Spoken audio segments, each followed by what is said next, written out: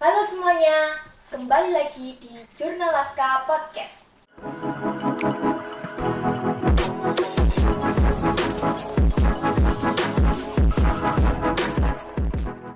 Bersama aku Diska dan kakaknya bisa perkenalan? Saya Mujahidin Muhammad dari bagian hukum Setda Kabupaten Batang. Biasa dipanggil Mas Didin. Saya Nurseto dari bagian hukum Setda Kabupaten Batang. Biasa dipanggil Seto aja. Jadi kali ini saya lagi ada di kantor Jaringan Dokumentasi dan Informasi Hukum.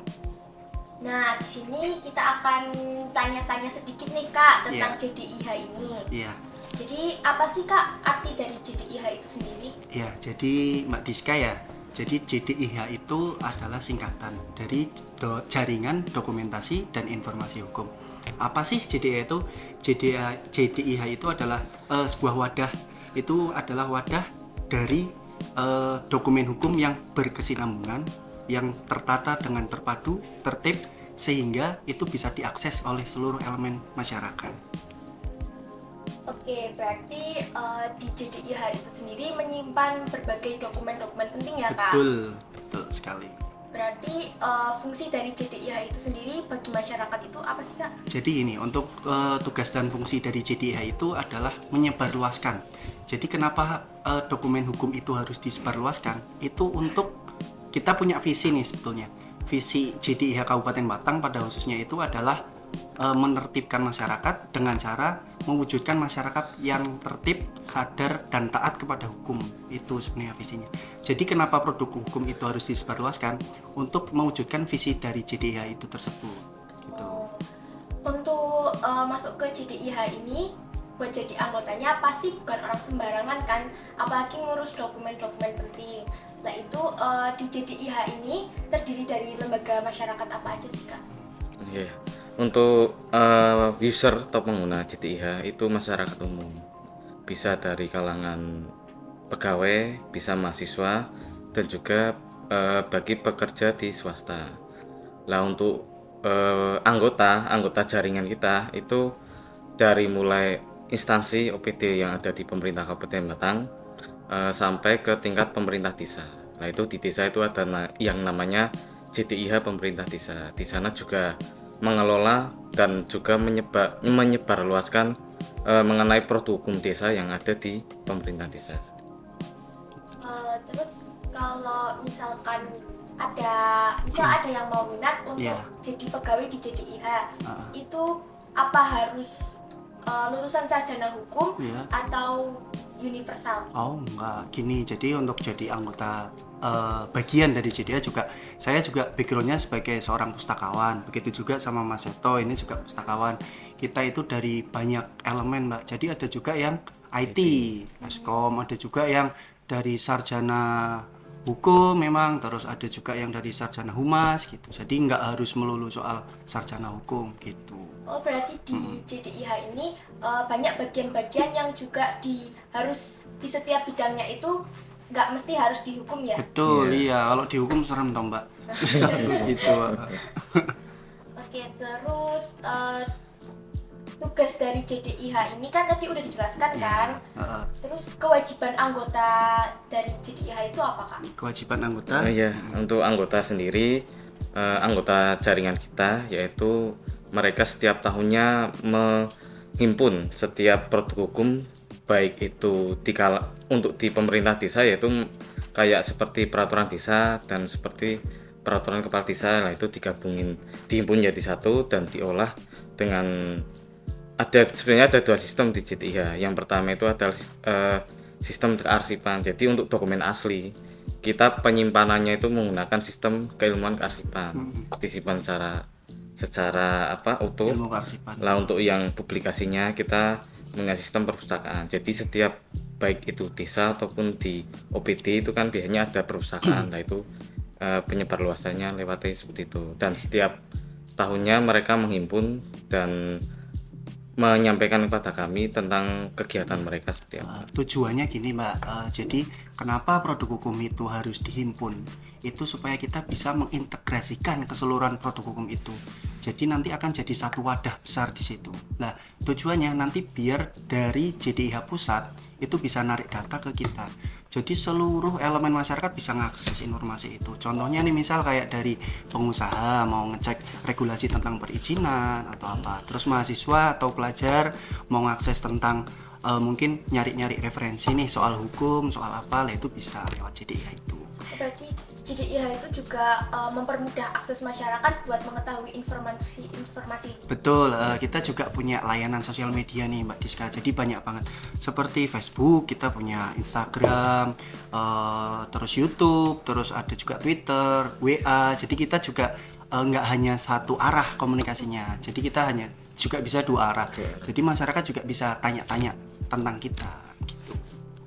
Kalau misal nih Kak, kan aku mau tanya, di suatu masyarakat itu mungkin ada masyarakat yang salah ngisi data gitu buat diarsipin sama JDIH ini. Nah itu misal masyarakat itu pengen ngubah yang salah itu tadi, itu bisa enggak kira-kira? Bisa banget. Jadi gini, kita bisa tadi yang saya bilang bisa komunikasi dua arah. Jadi artinya kita juga menyediakan CP atau kontak person dari misalnya di Instagram atau di WA. Jadi itu bisa langsung dihubungi. Kita nanti ada adminnya nanti bisa kita bantu. Tapi selama jam kerja. Gitu. Oh iya, untuk kantor JDIH ini jam kerjanya itu dari jam berapa sampai jam berapa? Kalau jam kerja itu biasa seperti pada umumnya ya hari Senin sampai Jumat, jam kerjanya jam 7 sampai jam 4 sore gitu. Tapi untuk Jumat sampai jam 11 gitu. Kalau JDIH gini Mbak, tak kenalin lagi. Jadi JDIH itu juga ada instansi di atasnya nih Mbak. Jadi kita nggak bekerja di lingkup kabupaten aja. Jadi ada juga di lingkup provinsi maupun di pusat. Kalau di pusat kita ikutnya di Kemenkumham Republik Indonesia. Kalau di provinsi kita ada Biro Hukum Provinsi sama Kanwil Kemenkumham Jawa Tengah. Gitulah.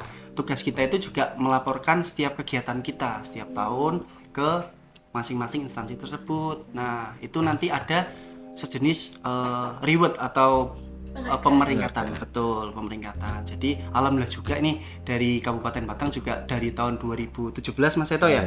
Kita lumayan berprestasi lah Mbak, alhamdulillah. Jadi kita mesti masuk 3 besar di tingkat nasional. Dan provinsi. Keren banget. Pantesan di sini nih banyak piagam penghargaan, terus piala. Ada nggak sih Kak satu pencapaian di JDIH Kabupaten Batang ini yang paling berkesan menurut kakaknya? Mungkin gini Mbak Diska, untuk yang paling berkesan mungkin terakhir kita tahun 2021 ya Mas Ito ya, kita juara 3 tingkat nasional, terus di provinsinya juara 2. Kemudian kita juga ada OPD peduli literasi, itu di tingkat Kabupaten Batang kita juga dapat gitu. Itu mungkin prestasi yang cukup berkenang bagi kita. Gitu. Keren banget, tepuk tangan dulu dong. Gitu. Terus apa lagi ya? Layanan. Berarti kalau di JDIH ini punya kayak program kerja tertentu enggak Kak? Oh iya sih, kita juga ada beberapa inovasi sebetulnya Mbak Diska. Mungkin tentang JDIH sendiri ya, ada lomba menulis esai nih untuk pelajar maupun mahasiswa maupun masyarakat. Itu bisa ikut lomba esai tentang penulisan hukum. Nah, itu dibuka tiap tahun, ada juga hadiah menarik di situ. Itu inovasi salah satunya. Yang kedua ada juga layanan e-book JDIH. Jadi e-book JDIH itu ada sebuah wadah tentang koleksi-koleksi hukum yang ada di JDIH Kabupaten Batang. Terus ada juga kita lomba pengelolaan tingkat desa Mas Seto ya. Pemerintah desa. Desa itu juga ada. Tiap tahun ada. Terus ada lagi lomba dalam waktu dekat ini kita mau bikin logo Mbak, logo baru. Ini rencananya kita mau launching. Jadi nanti logo itu kita lombakan dan nanti itu akan ada peringkatnya juga gitu. Menambahi juga untuk lomba yang JDIH pemerintah desa, setiap tahunnya kita mengadakan, dan setiap kali kita mengadakan itu setiap kecamatan ada perwakilan satu desa. Dan nanti kita bergiliran. Jadi tingkatannya itu mereka kayak semacam pelaporan juga sekalian kita lombakan. Dan di situ jika kita memberi reward itu untuk gunanya mereka biar mungkin semangat lagi. Betul. seperti itu. Untuk memotivasi mereka gitu, Mbak Diska. Berarti kalau misalkan JDIH itu mengumpulkan informasi dari desa-desa, itu berarti sistemnya seluruh desa di Kabupaten Batang itu dipanggil kepala desanya atau bagaimana? Kita tiap tahun Ada juga pembinaan. mengadakan pembinaan terus rakor. Jadi kita memang kumpulkan tapi itu masing-masing kecamatan dan perwakilan desa gitu.